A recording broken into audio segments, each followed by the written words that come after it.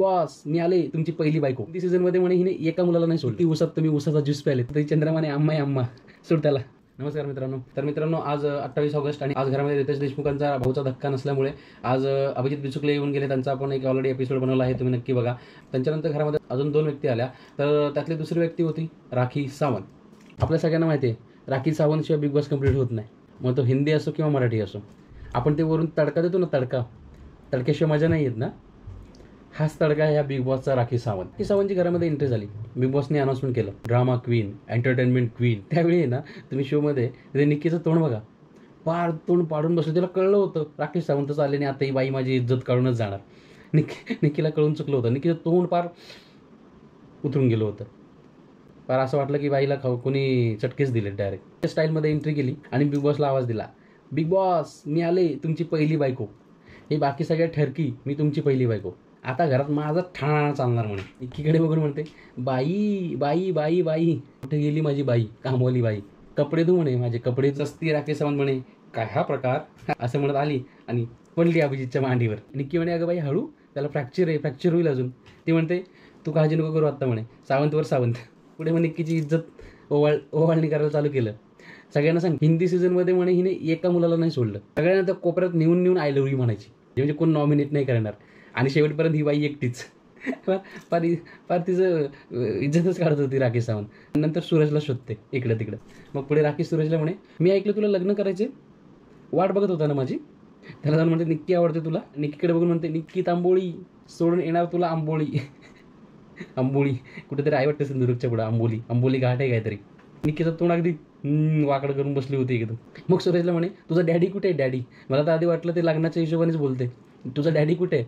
म्हणजे डॅडी बिडी विचारते काय, हिला काय आता बोलली बिलणी करायची काय म्हणे. पण तेवढ्यात म्हणे डॅडी नाही पॅडी कुठे. डॅडीला म्हणे तुम्ही डॅडी आहात का सूरजची डॅडी.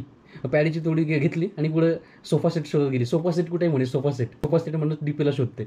डीपीला म्हणे कोल्हापूरचा गरम गरम मसाला, इथे येऊन थंडापूर झाली म्हणे, सारखं झोपा काढतात. खेळणार कधी, खेळ संपला. राखीने खूप मुद्दे चांगले मांडले बरं का. परत डीपीला म्हणे आणि कुठे झोपतात, तर टॉयलेटमध्ये. तुम्हाला बघून म्हणे ट्रेंड चाललाय बाहेर. बायकांना विचारलं नवरा कुठे, तर म्हणतात टॉयलेटमध्ये झोपलाय. आणि मग मॅडमनी मोर्चा वळवला अंकिताकडे. अंकिताला म्हणे काय रडूश्री ग्लिसरीन घेऊनच आले काय म्हणे इकडं. आणि म्हणे जळते का तू कुणावर निक्की तांबोळीवर. फार 2-4 वाक्य अंकितावरती बोलली, रडूबाई केलं. आणि मॅडमचा मोर्चा वर्षाताईंकडे. वर्षाताईंना म्हणे पाय लागू, कुठं लागू. त्यांना म्हणे ऊसगावकर किती ऊसात तुम्ही ऊसाचा ज्यूस प्यालेत. ए बाई काय बोलते तू. शब्दशः अर्थ आधी बघ. किती ऊसात म्हणे ऊसाचा रस प्यालेत. त्यानंतर म्हणे तुमची मराठी खूप छान आहे, शेक्सपियरला ओळखता. तुमचं मराठी चालू झालं ना की मला अगदी आश्रमात बसल्यासारखं वाटतं. हे भारी होतं ते. वर्षाताईंचं मराठी बोलणं ओव्हरऑल सीझनमध्ये बघितलं ना, पूर्ण ते त्या वर्षाताईंचं जीवनच मला वाटतं पूर्ण त्यांचं ते फिल्मीच आहे. म्हणजे त्यांना ते सवय झाले त्या प्रकारचे डायलॉग्स बोलायची पिक्चरमध्ये काम करून. त्यांचं ते बोलणं तुम्ही ऑब्झर्व केलं ना, खरंच ते म्हणजे छान येते त्यांचं. ते असं वाटतं की स्क्रिप्टेडच आहे. पण अभिजित सावंतकडे आला मॅडम. त्याला म्हणे तू फ्रॅक्चर बंड्या. काय फ्रॅक्चर होतं तुझं, कधी हात तर कधी पाय, दुसरं काही गेलं नाही ना म्हणे. की काय गेलं विचारायचं तुला राखी, विचार कानात विचार. पण जेवढे पण गेस्ट आले आज ना, सगळ्यांकडून बिग बॉसने निक्कीची मात्र तारीफ करवली. की राखी सावंत निक्कीला सोडू नाही शकत, त्यामुळे थोडंफार ते त्याला घेणारच. पण तारीफ सगळ्यांकडून निक्कीची करवले. म्हणजे निक्की कशी चांगली आहे, तिच्याशिवाय शो कसा चालू नाही शकत, हे बिग बॉसनी घरामध्ये जे फॅमिली मेंबर्स आले, जे आता गेस्ट आले, सगळ्यांकडून बिग बॉस दाखवून देते. बिग बॉस एवढी काय वेळ आली की तुम्हाला त्या आलेल्या पाहुण्यांकडून दाखवून द्यायची गरज भासते की निक्की किती चांगल्या प्रकारे आणि तिच्याशिवाय गेम चालूच शकत नाही, बोलून दाखवावं लागतंय. ते आल्यावरती निक्कीशिवाय, जर खरंच निक्कीशिवाय चालत नाही तर लोक ॲक्सेप्ट करतीलच ते, आणि करतात पण लोक की निक्की देतेच TRP. तेवढं काही बोलून दाखवायची गरज नाही आहे. निक्कीची मग तारीफ केली. त्यामुळे तू एवढी हॉट आहे की बाहेर लोक तुला आडवी करून पोटावरती अंडे फोडून ऑमलेट भाजतील म्हणे. तिला म्हणे तुझे ओठ अशी करते, ते ओठ ट्रेंडिंग चाललेत म्हणे, लिपस्टिक लावते ना तू.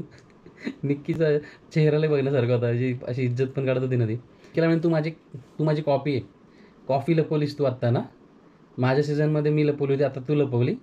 कॉपी कॅट आहे तू म्हणे, कॉपी कॅट. आणि खरंच बऱ्याचशा गोष्टी ज्या निक्कीने केल्यात ना, ह्या राखी सावंतलाच तिनं कॉपी केलेलं आहे. आपण बघितलं तर तिच्यासारखीच ठाणा करते, ऐकत नाही, कुणाचं काय देणं घेणं नसतं तिला. त्यानंतर मग जान्हवीवरती तिला म्हणे तुझी काय मसाला कंपनी आहे का, म्हणजे काय ते कायम गरमागरम तडकाफडक लफडे झगडे. काय त्या निक्कीने लफडे केले होते जान्हवीचं नको घेऊन नावमध्ये. झगडे तिने. तिला म्हणे स्टँड नाहीतर गो स्टँड ऑन बस स्टँड. सूरजकडे आले म्हणे डार्लिंग हाऊ आर यू. सूरजला बिग बॉस म्हणे सूरज ही मैत्रीण चालेल का. वाट बघत होतं ना सूरज मैत्रिणीची. राखीमध्ये बिग बॉस मध्ये नका पडू, हा सूरज माझाच, मी त्याची चंद्रमा. राखी तुझी चंद्रमाने अम्मा आहे अम्मा, सोड त्याला.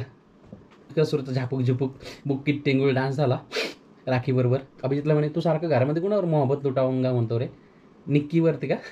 म्हणून तर सुंदराच्या गाण्यावर 3 सुंदरा आणि 1 सुंदर अभिलाषा यांनी डान्स केला. राखी जाताना म्हटली टोटल 8-9 सीझन झालेत माझे बिग बॉसचे, प्रत्येक सीझनमध्ये बिग बॉसमध्ये मला बोलवतातच. बिग बॉसचं दुसरं नावच राखी सावंत आहे म्हणे. आणि तेच बऱ्यापैकी खरंच आहे, तिला बोलवावंच लागतं यांना TRPसाठी, काही ना काहीतरी पॉईंटसाठी. जान्हवीला म्हणे तुझा रागाव कंट्रोल नाही, खरी कुठली, पहिली का आत्ताची? हां ते मात्र जान्हवीने गेम बदलला आहे. पहिली फुल विलन मोडमध्ये आली, तिचा नवराही म्हटलं तुला काय एवढी हौस आली होती विलन बनायची? ती म्हणे नाही रे मलाच नाही कळलं कसं काय होऊन गेलं. आणि आता जान्हवीजी जसं वागले ते एकदम म्हणजे पॉझिटिव्हमध्ये आली. पण नेमकं आता सीझनच संपवला बिग बॉसने 70 दिवसात. संग्राम भाऊंचं नाव घेतलं राखीने. तो कोणाला होता तो बॉडी बिल्डर, ज्यांनी निक्कीला पाण्यात ढकललं. छान केलं म्हणे, हिला स्विमिंगचा फोबिया आहे म्हणे ना, छान केलं. निक्की म्हणे नाही पण तू गेला बाहेर, माझ्याशी पंगा घेतलं की टिकत नसतं म्हणे, गेला बाहेर. तर राखी तिला लगेच म्हणे, म्हणजे ॲन्सर बघा राखीच्या ऑन दी स्पॉट लगेच म्हणे मग अरबाजने काय केलं होतं, तो का गेला बाहेर? अरबाजचा पॉईंट कडक काढला तिने लगेच, अरबाज का गेला म्हणे बाहेर. आणि पुढे म्हणे ही निक्की आहे ना पोरं पटवण्याचा परफ्यूम मारून येते म्हणे प्रत्येक सीझनमध्ये, आणि पोरं पटवत फिरते, म्हणजे कोण नॉमिनेट करणार नाही. पॉईंट मात्र व्हॅलिडच बोलते. परत एकदा ॲप्रिशिएट केलं, सूरज यू आर अमेझिंग म्हणे. रितेश देशमुखला मिस करते म्हटली, काय मस्त होस्टिंग केले म्हणे, मराठीतला सलमान खान आहे म्हटली. एक प्रकारे रितेश दादांचं मस्त तिने ॲप्रिशिएशन केलं. मग बिग बॉसला थोडंसं जलस फील झालं, तर तिकडून म्हणे त्यांना मिस करताय, मला नाही केलं. राखी म्हणे I love you big boss. Big बॉसचं दुसरं नावच राखी, पहिली बायको ही तुमची म्हणते ती, पहिली बायकोही म्हणते तुमची. राखी सावंतचं मला खरंच आवडलं. तिने ज्या प्रकारे सगळ्या कंटेस्टंटला क्रिटिसाइज केलं, कौतुक केलं, बोललं, झापलं, ते सगळ्या कंटेस्टंटला बोललं तिने.